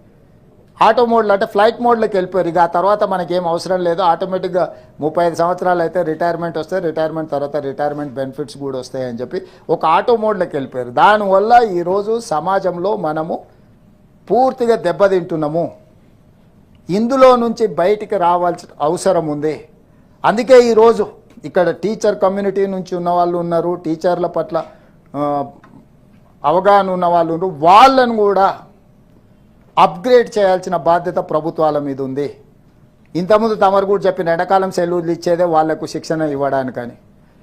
ఇప్పుడు ఎండాకాలం సెలవులే కాదు, పండుగలు, పబ్బాలు ఇవన్నీ తీసేస్తే 365 రోజులలో నాకు తెలిసి మరి నర్సిరెడ్డి గారు చెప్పాలా ఇన్ని రోజులు 220 దాదాపుగా 2/3 180 రోజుల. సో స్ట్రైట్గా 50% హాలిడేసే ఉన్నాయి దాదాపుగా. ప్రపంచంలో నాకు తెలిసి ఏ శాఖకి ఇన్ని సెలవులు ఉంటాయో నాకు తెలియదు. నాకు తెలిసినంత వరకు ప్రపంచంలో 50% సెలవు దినాలు ఉండే శాఖ ఏదైనా ఉంది అని అంటే అది విద్యాశాఖనే అని నేను అనుకుంటున్నాను, మీరు అందరూ అందించే సమాచారం ప్రకారం. సో శాలరీస్ కూడా మీకు తెలుసు, ఈరోజు నేను చెప్పిన లెక్క ప్రకారం ఇంత బడ్జెట్ ఎక్కడికి వెళ్తుందో ఇవన్నీ కూడా నాకు సంతోషమే. ఎందుకంటే మన పిల్లలకు చదువులు చెప్పి ఈరోజు దేశ భవిష్యత్తు తరగతి గదుల్లోనే ఉన్నదని ప్రకాష్ గారు చెప్పినట్టు ఆ దేశ భవిష్యత్తును నిర్ణయించే శక్తి ఈ టీచర్ల దగ్గర ఉన్నది. వాళ్ళకి ఏమి ఇచ్చినా తక్కువనే, కానీ తిరిగి వాళ్ళు ఇవ్వాల్సిన బాధ్యత కూడా ఉన్నది అని ఆ బాధ్యతను ఈ సభ ద్వారా ఈ చర్చల ద్వారా గుర్తు చేయాలన్నదే నా ఉద్దేశం. కాబట్టి ఈరోజు ఇదే కాకుండా స్కూల్స్లలో కూడా అంగన్వాడీలో కూడా ఒక్కొక్క ఊర్లో పోతే రకరకాల స్కూల్స్ ఉన్నాయి. నా నియోజకవర్గంలో కోస్గి మండల కేంద్రం ఉంది, ప్రతి గల్లీలో స్కూల్ ఉంది, గవర్నమెంట్ స్కూల్ ఉంది. ఏ స్కూల్కి పోయిన టీచర్లు సేమ్ ఇంతకుముందు చెప్పినట్టే పిల్లలు ఉంటే టీచర్లు లేరు, టీచర్లు ఉంటే పిల్లలు లేరు. వీళ్ళందరినీ కలిసి ఒక దగ్గరికి తీసుకురావాలంటే మాది జిల్లా పరిషత్ అంటారు, ఇంకొక ఆయన ఇంకొక వేరేది అంటాడు, అంటే రకరకాలుగా విడిపోయి ఇట్లా ఉన్నారు. అందుకే ఈ ఎడ్యుకేషన్ పాలసీ మీద మీరు కంప్లీట్గా కాంక్రీట్ ప్రపోజల్స్ ఇవ్వండి. బాగలేదు అని చెప్పడం అనేది అత్యంత సులువైన అంశం. బాగలేదు అనడం ద్వారా ఎదురుగున్న వాళ్ళని విమర్శించడం ఇంకా అత్యంత విలువైన అత్యంత సులభమైన విషయం. ఈ రెండు మన భవిష్యత్తుకి పనికొచ్చేటివి కావు. మీరు కాంక్రీట్ ప్రపోజల్స్ ఇవ్వండి. ఇక్కడ చర్చ చేయగలిగిన వాళ్ళు, చర్చ చేసిన వాళ్ళు, చర్చలో మిస్ అయిన వాళ్ళు కూడా మాకు రాతపూర్వకంగా ప్రభుత్వానికి సూచన ఇవ్వండి. నిర్ణయాలు తీసుకునే ముందు చైర్మన్ సార్, నేను అందరిని అఖిలపక్షం పిలుస్తాను. మళ్ళీ గవర్నమెంట్ ఏ నిర్ణయాలు తీసుకోదలుచుకుందో పాలసీ డాక్యుమెంట్ తయారు చేసి నేను అందరికి ఇస్తాను. నేను అందరి సూచనలు సలహాలు తీసుకొని దీన్ని ప్రక్షాళన చేయదలుచుకున్నా. మనకు సోషల్ రెస్పాన్సిబిలిటీ అన్నిటికంటే ముఖ్యమైనది. ఆ సామాజిక బాధ్యత నుంచే మనం నిర్ణయాలు తీసుకుంటే, నేను ప్రభుత్వంలో ఉన్నా, నేను ప్రభుత్వానికి అధిపతిని కాబట్టి నేను చేసిన నిర్ణయం అందరూ వినాల్సిందే అనే విధానంలోకి పోకుండా మీ అందరి సూచనలనే తీసుకొని మీ అందరి సూచనలకెళ్ళే ప్రభుత్వం ఒక పాలసీ డాక్యుమెంట్ తయారు చేస్తుంది. ఆ పాలసీ డాక్యుమెంట్ని కూడా మళ్ళీ డిస్కషన్కు, డిబేట్కు పెడతాం. దాంట్లో ఫైనల్ అవుట్కమ్ ఏదైతే వస్తుందో, బెస్ట్ ప్రాక్టీస్ ఏదైతే ఉందో ఆ బెస్ట్ ప్రాక్టీస్ని తెలంగాణలో మనం అమలు చేద్దాము. ఈ బెస్ట్ ప్రాక్టీస్ కోసం మీ అందరు సహకరించండి, మీరు అందరు సూచన చేయండి. మనం డిబేట్ చేద్దాం, డిస్కషన్ చేద్దాం. ఒకవేళ డిబేట్ డిస్కషన్లో కూడా డిఫర్ కావచ్చు. మనం స్పిరిట్ ఆఫ్ డెమోక్రసీ డిఫర్ అవ్వడం కూడా నేను తప్పు పట్టట్లా. కాకపోతే లాజికల్గా దీన్ని ఎక్కడో ఒక దగ్గర మనము సమాజ ప్రయోజనాల కోసం మనకున్న అవకాశాలను ఉపయోగించాలి. ఆ రకంగా మనం ముందుకు వెళ్ళినప్పుడే మనం ప్రక్షాళన చేసుకోగలుగుతాము, మన భవిష్యత్ తరాలను కొంత ఎంపవర్ చేయగలుగుతాము. ఈరోజు మనం చేయకపోతే, ఈరోజు ఒక నిర్ణయం తీసుకోకపోతే ఇంకా ఇది ప్రక్షాళన చేయడం కష్టము. లాస్ట్ థ్రెడ్ మీద ఉన్నది, ఇక తెగిందంటే లోయలోనే పడుతుంది. ఇక్కైనా మనం మేల్కోవాలి. మనం మేల్కోకుండా, మేల్కొని నిర్ణయాలు తీసుకోకుండా ఈ విద్యాశాఖను నిర్లక్ష్యం చేస్తే భవిష్యత్ తరాలకు మనము అన్యాయం చేసిన వాళ్ళమే కాదు, ద్రోహం చేసిన వాళ్ళమైతాము. అందుకోసము దయచేసి సభ్యులందరినీ నేను సవినయంగా విజ్ఞప్తి చేస్తున్నా, మీ అనుభవాలను, మీ సలహాలని, సూచనల్ని మా ప్రభుత్వానికి ఇవ్వండి. ప్రక్షాళన చేయడానికి ప్రభుత్వం సిద్ధంగా ఉంది. ఎక్కడైనా ఏదైనా, ఎందుకంటే teacher communities little bit influential community. అప్పుడప్పుడు వాళ్ళు మన దగ్గరకు వచ్చి ఒత్తిడి చేస్తుంటారు, లేకపోతే రకరకాలుగా మనల్ని ప్రభావితం చేయాలనే ప్రయత్నం చేస్తారు. వాళ్ళ మంచి కోసం ఏమైనా చేద్దాం, కానీ వాళ్ళ ద్వారా విద్య కోసము, విద్యా వ్యాప్తి కోసం, విద్యను ప్రక్షాళన చేయడానికి కూడా వాళ్ళను మనం వాడాల్సిన అవసరం ఉంది. ఇందులో భాగంగానే నేను విద్యా కమిషన్తో మాట్లాడిన నాకున్న ఆలోచన ఏంటంటే, ఇన్ని రకాల స్కూళ్ళు, primary school, upper primary school, high school, junior college, అదేవిధంగా డిగ్రీ కాలేజ్, అదేవిధంగా పాలిటెక్నిక్ కాలేజ్, లేకపోతే ఐటీఐ, లేకపోతే ఇట్లా ఏవైతున్నో technical education something different from regular education. Regular ఎడ్యుకేషన్ని స్ట్రీమ్ లైన్ చేసి ఒకటే ఊర్లో 10 రకాల స్కూళ్ళు పెట్టి ప్రతి స్కూల్లో 10 మంది విద్యార్థులే ఉండి, ప్రతి స్కూల్, ఆ మధ్యలో నల్గొండలో నాకు ఊరి పేరు గుర్తులేదు కానీ 9 మంది టీచర్లు ఉండి ఒక్క స్టూడెంట్ కూడా లేరు. మన కౌన్సిలింగ్లో ట్రాన్స్ఫర్ చేయాలంటే వాళ్ళంతా రాస్తారోకో చేస్తారు. టీచర్లు ఎందుకు రాస్తారోకో నాకు అర్థం కాలేదు. ఫస్ట్ రాస్తారోకో చేస్తారు అంటే నేను ఇమ్మీడియట్గా టీవీలో బ్రేకింగ్ మీద బ్రేకింగ్ వస్తుంది, బదిలీల విషయంలో టీచర్లు రాస్తారోకో చేస్తున్నారు. నేను ఇమ్మీడియట్గా ఇంటెలిజెన్స్ వాళ్ళను ప్లస్ ఎడ్యుకేషన్ డిపార్ట్మెంట్ వాళ్ళని అడిగితే వాళ్ళు ఎక్కడికి పోరంటే అక్కడనే ఉంటారంట, వాళ్ళని బదిలీ చేయడానికి వీల్లేదంట సార్ అని. ఎంతమంది స్టూడెంట్స్ ఉన్నాయి, మరి ఎందుకు బదిలీ చేస్తున్నారు అనవసరంగా? అంతమంది పిల్లలు ఉంటే టీచర్లను బదిలీ చేయడం ఎందుకు అని నేను అడిగితే, ఒక్క స్టూడెంట్ కూడా లేదు సార్, 9 మంది టీచర్లు, అందరు అక్కడనే ఉంటామంటున్నారు సార్ అని అంటారు. ఇక దీన్ని ఎట్లా అర్థం చేసుకోవాలనో, ఎట్లా చెప్పాలనో నాకైతే తెలియట్లేదు. రేషనలైజేషన్ పేరు మీద స్కూళ్ళు మూసే కంటే పిల్లలు ఉన్న కాడ టీచర్లు లేరు, టీచర్లు ఉన్న కాడ పిల్లలు లేరు అంటే ఈ టీచర్లను తీసుకొచ్చి పిల్లలు ఉన్న స్కూళ్ళల్లో సబ్జెక్ట్స్ చెప్పడానికి అవసరమైన విధానపరమైన చిన్న చిన్న సవరణలు చేసుకోవాల్సిన అవసరం ఉంది. టీచర్ల సంఘాలతో కూడా నర్సిరెడ్డి గారు లాంటి వాళ్ళు మాట్లాడి ఒప్పించి ఏం చేస్తే బాగుంటుంది వాళ్ళని కూడా సలహాలు ఇవ్వమని ఉంది. మాకేం వేరే అభిప్రాయం లేదు. సో వాళ్ళందరినీ మనం ఒక నమ్మకం, వాళ్ళ నమ్మకాన్ని మనం గెలిచినప్పుడే మనం దీన్ని అన్నిటిని కూడా అమలు చేయడానికి ఉంటుంది. చైర్మన్ సార్, ఈరోజు విద్యకు అత్యంత ప్రాధాన్యత మనం ఇద్దాం. నిధుల కేటాయింపు ఒకటే సమస్యకు పరిష్కారం కాదు. సామాజిక బాధ్యత మనం అందరం తీసుకున్నప్పుడే ఇది విజయవంతం అవుతుంది. నేను ఆల్ ఐఏఎస్ ఐపీఎస్ ఆఫీసర్లకు ఒక సర్క్యులర్ పాస్ చేసిన, నెలకు ఒక్కసారి అయినా స్కూళ్ళల్లో వెళ్ళి ఒక రోజంతా ఉండి నైట్ హాల్ట్ అక్కడ పడుకొని ఆ పిల్లలతోని మీరు కలిసి ఉండండి అని, ఆ పిల్లలతో ఇంటరాక్ట్ కండి. అక్కడ చిన్న చిన్న సమస్యలు ఏమున్నాయో మీరు పంపండి, ఇమ్మీడియట్గా గ్రీన్ ఛానల్లో ఫండ్స్ రిలీజ్ చేస్తాను. మధ్యాహ్న భోజన పథకానికి 6 నెలలు నిధులు ఇచ్చేది కాదు, ఇప్పుడు గ్రీన్ ఛానల్ చేసింది. చాలా రోజుల నుంచి వాళ్ళ డైట్ ఛార్జెస్ పెంచకపోతే 40% పెంచింది. కాస్మెటిక్ ఛార్జెస్ పేదోళ్ళ పిల్లలు హాస్టల్స్లలో ఉండే పిల్లలకు కాస్మెటిక్ ఛార్జెస్ 200% పెంచినాం. చైర్మన్ సార్, ఇవన్నీ కూడా ప్రభుత్వ వ్యవస్థల మీద పేదలకు నమ్మకం కలగాలనే ఆలోచనతోటి ఈరోజు టీచర్ల రిక్రూట్మెంట్ నుంచి టీచర్ల బదిలీల వరకు, టీచర్ల ప్రమోషన్ల వరకు, విద్యార్థుల కాస్మెటిక్ ఛార్జెస్ నుంచి డైట్ ఛార్జెస్ వరకు మా ప్రభుత్వం వేగంగా నిర్ణయాలు తీసుకుంటుంది. కాకపోతే సంవత్సరాల కొద్ది పేరుకపోయిన సమస్యలకు ఈ వేగం కూడా సరిపోవడం లేదు. నా ఒక్కడి నిర్ణయాలు కూడా మొత్తం ప్రక్షాళన చేస్తుందని నేను భావించడం లేదు. దీన్ని మొత్తం ప్రక్షాళన చేసి వీటి పట్ల విశ్వాసం పెంచడమే కాకుండా మనం గౌరవం పొందాలి అని అనుకుంటే మనం అందరం కలిసికట్టుగా పనిచేయాలి. అదేవిధంగా తీన్మార్ మల్లన్న గారు ఒక సూచన చేసిండ్రు, నాకు కూడా బాగానే అనిపించింది. చర్చ కోసం పెడుతుంది, ఇంకా నిర్ణయం తీసుకోలేదు. మళ్ళీ నిర్ణయం తీసుకున్నారని దాన్ని వేరేలాగా దాన్ని ఏమంటారు పొలిటికల్ కాంట్రవర్సీ చేయకండి. లోకల్ బాడీస్ ఎన్నికలలో ఒక నిబంధన ఉంది, 2 పిల్లలని. ఇప్పుడు మన జనాభా తగ్గితే వచ్చిన సమస్యలు మనం చూస్తున్నాము. సో ఒకప్పుడు ఫ్యామిలీ ప్లానింగ్ ఇంప్లిమెంట్ చేయడానికి 2 పిల్లల నిబంధన పెట్టిండ్రు. ఈ 2 పిల్లల నిబంధన తొలగిస్తే బాగుంటుందని ఒక చర్చ జరుగుతుంది. సరే, రాజకీయ పార్టీల సూచనల మేరకు దాన్ని ఏం చేయాలనేది చూద్దాం. అయితే ఇంకొక నిబంధన పెడితే బాగుంటుందని మిత్రుడు సూచన చేసింది. లోకల్ బాడీస్లో పోటీ చేయాలనుకుంటే వాళ్ళ పిల్లలు ప్రభుత్వ పాఠశాలలో చదువుకోవాలనే కండిషన్ పెడితే ఆ లోకల్ రిప్రజెంటేటివ్స్ వాళ్ళ పిల్లలు ఎప్పుడైతే ప్రభుత్వ పాఠశాలల్లో చదువుకుంటారో అప్పుడు ఆటోమేటిక్గా ఆ స్కూల్ బాగుండాలనే ప్రయత్నం చేస్తారు. వార్డు మెంబర్ అయినా, సర్పంచ్ అయినా, ఎంపీటీసీ అయినా, ఎంపీపీ అయినా, జడ్పీటీసీ అయినా స్థానిక సంస్థలలో ఎన్నికల్లో పోటీ చేయాలి అంటే వాళ్ళ పిల్లలు ప్రభుత్వ పాఠశాలల్లో చదువుకొని ఉండాలి అని నిబంధన పెడితే బాగుంటుందని మిత్రుడు తీన్మార్ మల్లన్న సూచన చేసిండు. ఇది చర్చకు ఎట్లయినా సరే పర్వాలేదు, నో ప్రాబ్లం మాదు. కాకపోతే అమెరికాకు పొయ్యి రాకుండా ఉండాలనే నిబంధన కూడా పెట్టాల్సి వస్తుంది.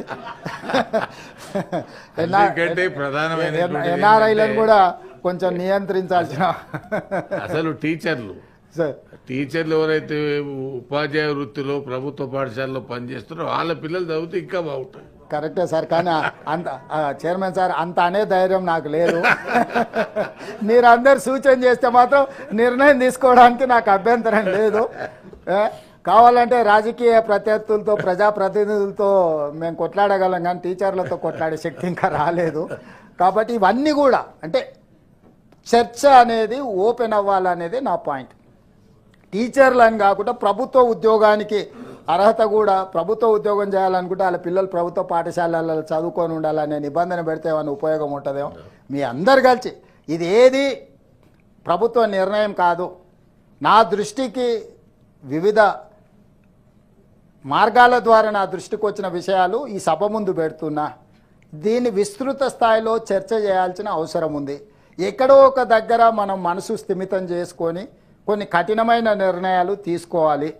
ఆ కఠినమని కొంతకాలం అనిపిస్తుంది, తర్వాత అదే రిఫార్మ్ కింద వచ్చిన తర్వాత మనకు అంటే దాన్ని నెక్స్ట్ లెవెల్కి మనం తీసుకెళ్ళడానికి అవకాశం ఉంటుంది. కాబట్టి ఇలాంటి విషయాలను అన్నిటిని కూడా మనం దృష్టిలో పెట్టుకొని కొన్ని నిర్ణయాలు తీసుకుంటే మనకు బాగుంటుంది. అదేవిధంగా ప్రకాష్ గారు మనకు మైనింగ్ యూనివర్సిటీ పెడితే బాగుంటుందని అడిగినట్టున్నారు. సో మనం ఖమ్మంలో మన కొత్తగూడెంలో మనము ఈ మైనింగ్ యూనివర్సిటీని పెట్టాలని ఒక నిర్ణయం తీసుకున్నాం. డెఫినెట్గా మన దగ్గర ఆ గోదావరి పరివాహక ప్రాంతంలో సింగరేణి కానీ ఇతర మైన్లు కానీ ఐరన్ ఓర్ కానీ రకరకాల మైన్స్ ఉన్నాయి. అక్కడ కాలేజ్ ఉంది, దాన్ని యూనివర్సిటీ కింద అప్గ్రేడ్ చేయాలని కూడా రాష్ట్ర ప్రభుత్వం ఆలోచన చేస్తుంది. డెఫినెట్గా ఖమ్మం కొత్తగూడెంలో మనం ఆ మైనింగ్ యూనివర్సిటీ కోసం కూడా సార్ అవును sir. So within few days we're going to take a final call on this university sir. దీన్ని కూడా మనం ముందుకు తీసుకొచ్చే కొత్తగూడెంలో మైనింగ్ యూనివర్సిటీని మనం earth and sciences new university of earth sciences at Kothagudem. So upgrading school of mines దీన్ని upgrade చేసి చేయాలని అనుకుంటున్నాం సార్. దీన్ని తొందరలోనే మేము నిర్ణయం తీసుకొని ప్రభుత్వం ముందుకు వస్తుంది. ఏది ఏమైనా ఈరోజు చర్చలో ప్రస్తావించినా ప్రస్తావించకపోయినా మన విద్యా విధానము విద్యాశాఖ నిర్వహణ కొంత ఆందోళనకరంగా ఉన్నది. ఇది ఎవరు అవునన్నా కాదన్నా ఇది నిజము. దీన్ని ఎక్కువ కాలము కప్పిపుచ్చుకొని మనకు మనం గొప్పలు చెప్పుకొని మనల్ని మనం సమర్థించుకునే ప్రయత్నం చేస్తే ఇది పేదలకు, ముఖ్యంగా తండాలలో గూడాలలో మారుమూల పల్లెల్లో ఉన్న పేదలకు తీరని అన్యాయం జరుగుద్ది. ఈ అన్యాయానికి మనం కారణం కాకూడదు. మన దృష్టికి రానప్పుడు పరిష్కరించకపోవడం వేరు, దృష్టికి వచ్చిన తర్వాత కూడా ఆ సమస్య పట్ల మనం దృష్టి సారించకపోవడం అనేది ప్రజాప్రతినిధులుగా మనం తప్పు చేసిన వాళ్ళం అవుతాము.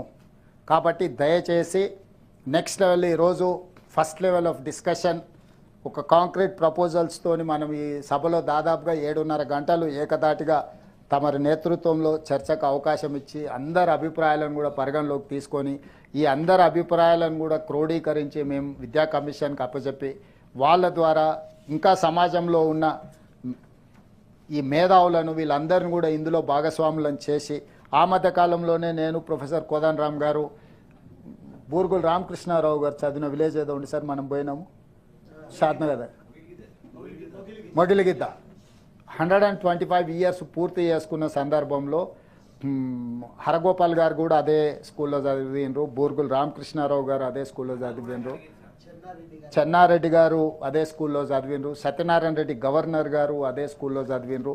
125 సంవత్సరాల క్రితం అక్కడ పాఠశాల పెట్టడం వల్ల ఆ ఊరికి ఇంకొక ప్రత్యేకత ఉన్నది. అతను తెలంగాణ ఉద్యమంలో ఆ ఊరిలోనే దొరికి ఊరేసిండు తుర్రెబాజ్ ఖాన్. అక్కడికి ఎడ్యుకేషన్ ఎందుకు వచ్చిందంటే తుర్రెబాజ్ ఖాన్ నిజాం ప్రభువులకు వ్యతిరేకంగా పోరాటం చేసి ఆ పోరాటంలో ఆ ఊరు తుర్రెబాజ్ ఖాన్కి షెల్టర్ ఇవ్వడం వల్ల అతన్ని అక్కడ అరెస్ట్ చేసిండు. ప్రజా తిరుగుబాటు వస్తుందని ఆనాటి ప్రభుత్వాలు గుర్తించి తక్షణమే ఆ ఊర్లో పోస్ట్ ఆఫీస్ ఇచ్చిరు, పోలీస్ స్టేషన్ ఇచ్చిరు, స్కూల్ పెట్టిండ్రు. సో తుర్రాబాజ్ ఖాన్ వల్ల మొగిలిగిద్దలో వచ్చిన పాఠశాల ఈ దేశానికి బూర్గుల రామకృష్ణారావు గారిని ఇచ్చింది, ఈ దేశానికి మరి చెన్నారెడ్డి గారిని ఇచ్చింది, ఈ రాష్ట్రానికి ప్రొఫెసర్ హరగోపాల్ గారిని ఇచ్చిండ్రు, చాలామంది సత్యనారాయణ రెడ్డి గారిని ఇచ్చిండ్రు. అంటే ఒక పాఠశాల ఉండి అదే అట్లా ఇయ్యనిక కుదరదు. కానీ అదే ఇట్లాంటి రాజకీయపరమైన కోరికలే కోరకండి, చదువులకు సంబంధించిన ఏమైనా కోరండి. అందుకే హై స్కూల్ ఇచ్చినా, స్కూల్ ఆ ఊర్లో ఎడ్యుకేషన్కి ఫండ్స్ ఇచ్చినా, చాలా ఇచ్చినా, బిల్డింగ్ ఇచ్చినాము, ఫండ్స్ ఇచ్చినాము, చాలా ఇచ్చి వచ్చిన చదువులకు సంబంధించి రాజకీయపరమైన కోరికలు మా ఊరినేమో జిల్లా చేయమని అడుగుతారు. ఇప్పుడు ఎమ్మెల్సీ గారు ఆ ఊరిని మండలం చేయమన్నట్టు, సార్ నువ్వు ముఖ్యమంత్రి అయినాక కూడా కొండారెడ్డిపల్లి జిల్లా కేంద్రం కాకపోతే ఎట్లా సార్ అంటున్నారు. సో ఇట్లా నచ్చితే నజరానా, నచ్చకపోతే జుర్మానా విధానం మా దగ్గర లేదు సార్. తమరు కూడా చదువుకున్న ఊరు మాడుగుల, జయపాల్ రెడ్డి గారు సొంత ఊరు, వాళ్ళు కూడా నాకు తెలిసి పెద్దది ఏదో కోరుకుంటున్నట్టున్నారు. మన ఇద్దరం ఆ ఊరు అల్లుళ్ళము, ఆ ఇంటికి కూడా అల్లుళ్ళము. సో అట్లా మీరు అల్లుళ్ళు ఇద్దరు, ఒక ఆయన కౌన్సిల్ చైర్మన్, ఇంకొక ఆయన రాష్ట్రానికి ముఖ్యమంత్రి, ఏం చేయకపోతే ఎట్లా అని పిల్లనిచ్చిన వాళ్ళు కూడా అడుగుతున్నారు సార్. ఇట్లా మనకు తెలిసిన వాళ్ళు అడుగుతున్నారు కదా అని మండలాలు లేకపోతే జిల్లాలు, రెవెన్యూ డివిజన్లు అట్లా ఇవ్వడం కుదరదు. మండలాలు, రెవెన్యూ డివిజన్లు, జిల్లాలు అనేది పరిపాలన సౌలభ్యం కోసం, ప్రజలకు పరిపాలన అందుబాటులో తీసుకురావడానికి కోసమే వాడాలి తప్ప మన ఇష్టాల మీదనో లేకపోతే మనం అక్కడి నుంచి వచ్చినాం కాబట్టి వాటిని చేయాలనే విధానానికి నేను పూర్తిగా వ్యతిరేకం. అట్లాంటివి సహేతుకంగా ఉండి సాంకేతికంగా వాటికి ఫీజిబిలిటీ ఉంటే ఎస్ డెఫినెట్గా అట్లా ఏదన్నా అన్యాయం జరిగింది ఉంటే దాన్ని సరిదిద్దడానికి ప్రభుత్వానికి ఎలాంటి వేరే ఉద్దేశాలు లేవు. ఏది ఏమైనా ఒక మంచి చర్చకు, మంచి సూచనలకు మీరు అవకాశం ఇవ్వడం, సభ్యులందరూ కూడా పాల్గొనడం, ఇంకా ఒకరిద్దరు పేర్లు మిస్ అయిన లిస్టులో కనిపించిన వాళ్ళందరూ కూడా ఆలస్యం అవుతుందని మాట్లాడినట్టున్నారు. వాళ్ళందరి ఇష్యూస్ను కూడా దృష్టిలో పెట్టుకుంటాం, రాతపూర్వకంగా చేయొచ్చు, క్లారిఫికేషన్స్ కూడా రిటర్న్లో కూడా అడగవచ్చు, రిటర్న్ రిప్లై కూడా చేస్తాం chairman sir. If it is controversy also we're there to reply, nothing is out of my this thing sir.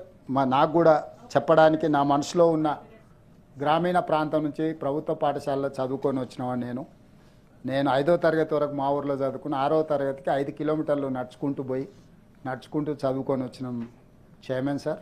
చదువు అనేది ఎంత విలువైందో, చదువు అనేది ఎన్ని అవకాశాలను అందిస్తుందో బాగా తెలిసిన వాడిని నేను. ప్రభుత్వ పాఠశాలల్లో చదువుకొని వచ్చిన, ముఖ్యంగా పేదలకు విద్య అనేది ఎంత అవసరమో గుర్తించిన వాడిని. తప్పకుండా భవిష్యత్ ఎక్స్పాన్షన్లో కూడా ఈ శాఖ నా దగ్గరనే పెట్టుకొని నేను సొంతంగా పర్యవేక్షిస్తా. ఎవ్వరికి ఎలాంటి అనుమానం లేదు. మీరు ఇచ్చే సూచనలు అన్నిటిని కూడా తూచా తప్పకుండా నేను అమలు చేయడానికి ప్రయత్నం చేస్తా. మా దామోదర్ రాజనరసింహ గారు దాదాపుగా డీటెయిల్గా రిప్లై చేసినట్టు, if there is anything clarification also we don't mind, తమరు అనుమతిస్తే ప్రభుత్వం వైపు నుంచి ఎలాంటి అభ్యంతరం లేదు చైర్మన్ సార్. అంబేద్కర్ పేరు మార్చింది ప్రాజెక్టు రెండింటిని వారి దృష్టిలో లేనట్టుంది. Doctor Babasaheb Ambedkar Pranahita Chevella project chairman sir. Sujala Sravanthi Venkataswamy గారు ఆ రోజు పట్టుబట్టి ఆ పేరు పెట్టిండ్రు. తర్వాత వచ్చిన ప్రభుత్వం వారు ప్రాతినిధ్యం వహించినప్పుడే డాక్టర్ బాబాసాహెబ్ అంబేద్కర్ గారి పేరు తొలగించడం జరిగింది. మహబూబ్నగర్లో నేను ఆ ఊరు నుంచే వచ్చిన, అక్కడి నుంచే వచ్చిన. పాలమూరు రంగారెడ్డి ఎత్తిపోతలకి ఏ పేరు లేదు. పాలమూరు రంగారెడ్డి ఎత్తిపోతలు ఉంచుకుంటూనే జైపాల్ రెడ్డి గారి పేరు పెట్టడం జరిగింది. దానికి ఎలాంటి వేరే పేరు లేదు. కాబట్టి దాంట్లో అంటే వారికి ఇంకేదైనా జైపాల్ రెడ్డి గారి మీద ప్రత్యేకమైన అభిమానం ఉంటే వారు పెట్టమంటే హైదరాబాద్ మెట్రోకి కూడా పెడతాం. ఎందుకంటే అర్బన్ డెవలప్మెంట్ మినిస్టర్గా వారే హైదరాబాద్కు మెట్రో తీసుకొచ్చిండ్రు. సో ఆ మెట్రోకి కూడా జైపాల్ రెడ్డి గారి పేరు పెట్టినా తప్పులేదు. దక్షిణాది రాష్ట్రాల నుంచి ఏకైక ఉత్తమ పార్లమెంటేరియన్. తెలంగాణ రాష్ట్రం సాధించినప్పుడు తలుపులు మూసి తెలంగాణ బిల్లును ఆమోదింపజేసిన నాయకుడు జైపాల్ రెడ్డి గారు. తమరు ప్రత్యక్ష సాక్షి. అన్ని రకాలుగా ఒప్పించి మెప్పించి ప్రతిపక్ష నాయకురాలు సుష్మా స్వరాజ్ గారిని కూడా కాన్ఫిడెన్స్లో తీసుకొని ఈరోజు కూడా చర్చ తెలంగాణ బిల్లు పాస్ అయినప్పుడు పార్లమెంటు తలుపులు మూసిండ్రని, చర్చ లేకుండా ఆమోదింపజేసిండ్రని, లైవ్ కట్ చేసి తెలంగాణ బిల్లు ఆమోదించిండ్రని, ఇన్ని చర్చలకు అన్నిటికీ సూత్రధారి పాత్రధారి జైపాల్ రెడ్డి గారు. వారు నాకు బంధువు అనే దానికంటే బంధువుగా వారితో నాకేం మీకు తెలుసు, రాజకీయంగా మీకు తెలుసు నాకు వారితో ఉన్న ఎంత గొప్ప అనుబంధం ఉందో. కాకపోతే వారితో నాకు భిన్నాభిప్రాయాలు ఉన్నాయని చెప్పి వారు చేసిన తెలంగాణకు లేకపోతే ఇక్కడ ప్రాంతానికి చేసిన సేవల్ని మనం ఇగ్నోర్ చేయలేము. ఉత్తమ పార్లమెంటేరియన్, మనందరికీ తెలంగాణ జాతికి పివి నరసింహారావు గారి తర్వాత ఆ స్థాయిలో గౌరవింపబడే వ్యక్తి తెలంగాణ ప్రాంతం నుంచి జైపాల్ రెడ్డి గారు. I'm happy for that. ఆయన పేరు పెట్టడం అనేది సహేతుకం. పాలమూరు జిల్లాలో ఉన్న పాలమూరు రంగారెడ్డి ఎత్తిపోతులకి. అదేవిధంగా మైనింగ్లో ఉమెన్ రిజర్వేషన్ గురించి చెప్పి ఎస్ డెఫినెట్గా మనం ప్రతి దాంట్లో దాన్ని చేయాల్సిందే. అదే కాకుండా పార్లమెంటు చట్టసభలలో కూడా మహిళలకు 33% రిజర్వేషన్ ఇవ్వాలని సోనియా గాంధీ గారు చెప్పి రాజ్యసభలో బిల్లు పాస్ చేసిండ్రు. ఇప్పుడు అది కూడా అమలు కాబోతుంది. స్థానిక సంస్థలలో మహిళలకు రిజర్వేషన్లు ఉండాలని రాజీవ్ గాంధీ గారు చెప్పిండ్రు. ఈరోజు సర్పంచులు కానీ, ఎంపీటీసీలు కానీ, ఎంపీపీలు, జిల్లా పరిషత్ చైర్పర్సన్స్ మహిళలు అవుతున్నారు అని అంటే అది రాజీవ్ గాంధీ గారి వల్ల. ఈ దేశానికి రాష్ట్రపతిని ప్రతిభా పాటిల్ని, ఈ దేశానికి ప్రధానమంత్రి ఇందిరాగాంధీ గారిని, ఈ దేశానికి లోక్సభ స్పీకర్గా మీరా కుమారి గారిని, వీళ్ళందరి మహిళల్ని కాంగ్రెస్ పార్టీకి సుదీర్ఘంగా 140 సంవత్సరాల చరిత్ర కలిగిన కాంగ్రెస్ పార్టీకి సుదీర్ఘకాలం శ్రీమతి సోనియా గాంధీ గారు అధ్యక్షురాలుగా పనిచేశారు. మహిళా నాయకత్వం పట్ల మాకున్న నమ్మకం, విశ్వాసం. ఈరోజు స్వయం సహాయక సంఘాలు ఏవైతే ఉన్నాయో 65 లక్షల మందిని, 1 కోటి మందిని కోటీశ్వరులుగా చేయాలని, 1 కోటి మంది మహిళలకు ఈరోజు ఆర్టీసీ బస్సుల్లో ఉచితంగా ప్రయాణం అందించి అన్ని రకాలుగా ఉమెన్ ఎంపవర్మెంట్లో కాంగ్రెస్ పార్టీ ఎప్పుడు ముందుంటుంది. మీరు ఉమెన్ ఎంపవర్మెంట్కి సంబంధించి ఏం సూచనలు చేసినా మాకు ఎలాంటి అభ్యంతరం లేదు. డెఫినెట్గా వాటి అన్నిటిని కూడా మేము అమలు చేస్తాం. మేము కట్టుబడి ఉన్నాం. భవిష్యత్తులో ఇంకా బలంగా అమలు చేస్తామని తెలియజేస్తున్నాను. సార్ సార్ సార్ ఒక్క నిమిషం సార్, పోతా 6,000 కోట్ల మొత్తం మీద 7 లక్షల కోట్లు, ఇందులో 6,000 కోట్ల అప్పు ఇచ్చిపోయినరు. మొన్న దాదాపుగా 1 లక్ష. ప్లీజ్ చెప్పండి చైర్మన్ సార్, మొన్న 15 నెలల అప్పుల మీద అక్కడ సభలో నేను చెప్పిన 1,58,000 పైచిలుకు కోట్ల రూపాయలు ఈ 15 నెలల్లో రాష్ట్ర ప్రభుత్వం అప్పు చేస్తే 1,53,000 కోట్లు గత 10 సంవత్సరాలు నడిపించిన ప్రభుత్వం చేసిన అప్పులకు తప్పులకు అసలు మిత్తి 2 కలిపి చెల్లించినాం. సో ఈరోజు ఉన్న పరిస్థితి అంతా రాబోయే 4 ఏళ్లల్లో ప్రతి సంవత్సరం 1,50,000 కోట్ల యావరేజ్గా అప్పు చేస్తే కూడా ఇప్పుడు చేసిన 1,50,000 కోట్లు కాకుండా ప్రతి సంవత్సరం వాళ్ళు చేసిన అప్పులకు తప్పులకు 1,50,000 కోట్ల అప్పు చేస్తే ఇంకా 4 ఏళ్ళకి వేసుకుని 6 లక్షలు, ఇదొక 1,50,000, 7.5 లక్షల కోట్ల రూపాయలు వాళ్ళు చేసిన అప్పులకు తప్పులకు చెల్లించడానికి పోతుంది. అందుకే ఫీజు రియంబర్స్మెంట్ కొంత ఆలస్యమైంది. స్ట్రక్చర్డ్గా నెక్స్ట్ ఫైనాన్షియల్ ఇయర్లో 12 విడతలుగా విభదీసి గత అప్పులు ఏవైతే గతంలో మాకు ఏదైతే లయబిలిటీ కింద వచ్చినాయో వాటిని ఏప్రిల్ 1 తారీఖు 2025 నుంచి మార్చి 31, 2026 ఒక సంవత్సరంలో 12 ఇన్స్టాల్మెంట్ల కింద ఇప్పటి వరకు ఉన్న అప్పులన్నిటిని కూడా 12 ఇన్స్టాల్మెంట్లలో అన్ని విద్యాసంస్థలకు చెల్లిస్తాము. మేము వచ్చిన తర్వాత ఏవైతే తీసుకున్నామో ఆ టైంలో చెల్లిస్తాము. మీరు ఎవరి దగ్గరికి తిరగకండి, ఎవరి దగ్గరికి పోకండి. 12 ఇన్స్టాల్మెంట్ పాత బకాయిలు చెల్లించే బాధ్యత, కొత్త టైమ్లీ పేమెంట్ చేసే బాధ్యత మాది. తప్పకుండా ఆ బాధ్యత మేము తీసుకుంటాము. ఎవరు ఆందోళన చెందాల్సిన పని లేదు. పాత బకాయిలు పెట్టి రాష్ట్రాన్ని దివాలా తీయించి కొంతమంది హ్యాపీగా లైఫ్ ఎంజాయ్ చేస్తున్నారు, రిటైర్డ్ లైఫ్. సో ఆ రిటైర్డ్ లైఫ్ ఎంజాయ్ చేసే వాళ్ళ లయబిలిటీస్ మేము తీసుకొని ముందుకెళ్తున్నాం. డెఫినెట్గా ఫీజు రియంబర్స్మెంట్ చేసే బాధ్యత మాది. ఎందుకంటే ఆ పథకాన్ని ప్రవేశపెట్టిందే మేము. చైర్మన్ సార్, ఫీజు రియంబర్స్మెంట్ ప్రవేశపెట్టిందే మేము, కనిపెట్టిందే మేము, ప్రవేశపెట్టిందే మేము, అమలు చేసిందే మేము. మధ్యలో కొంత అంతరాయం కలిగింది. ఆ అంతరాయాన్ని సరిదిద్ది మళ్ళీ మెయిన్ స్ట్రీమ్లోకి తీసుకొచ్చే బాధ్యత కూడా మాదే అని తెలియజేస్తున్నా చైర్మన్ సార్.